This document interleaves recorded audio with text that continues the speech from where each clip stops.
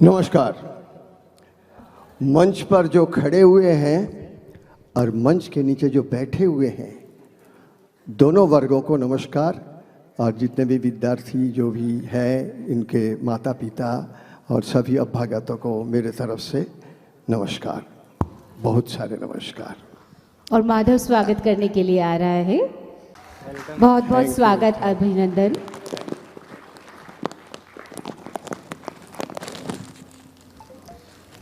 और सर से अनुरोध है कि वे 2 शब्द कहें।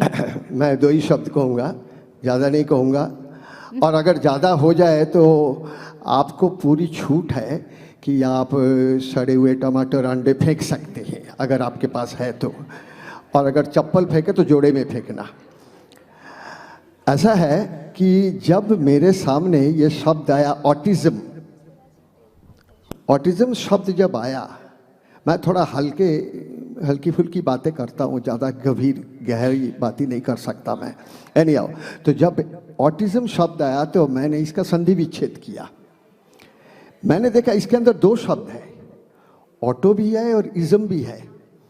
तो पहले मैं ऑटो के पास गया तो उन्होंने कहा, भाई हम तो ऑटो चलाने वाले हैं, ऑटिज्म से हम तो नहीं जानते क्या होता है। फिर मैंने सोचा इसके अंदर इज्म शब्द है, जैसे कम्युनिज्म, कम्युनलिज्म, सोशलिज्म, कैपिटलिज्म।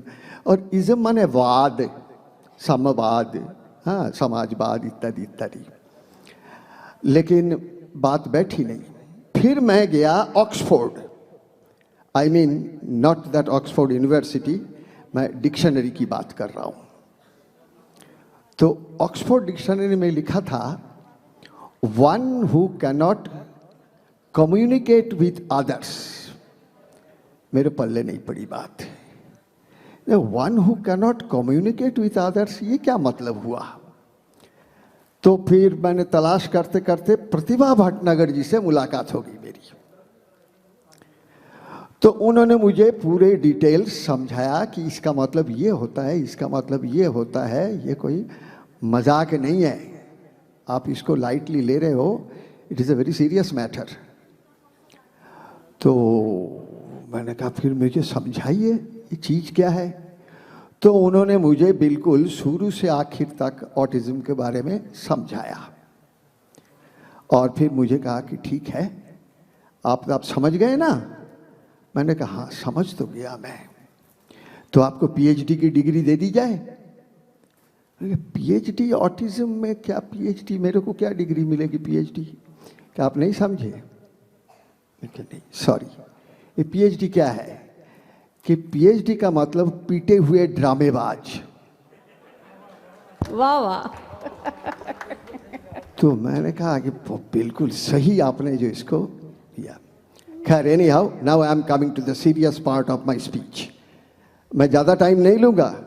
हाँ, तो क्या हुआ कि उन्होंने फिर शुरू से लेकर आखिर तक अपने बच्चे के बारे में और बच्चों के लिए ये जो काम कुछ कर रही है सब कुछ समझाया।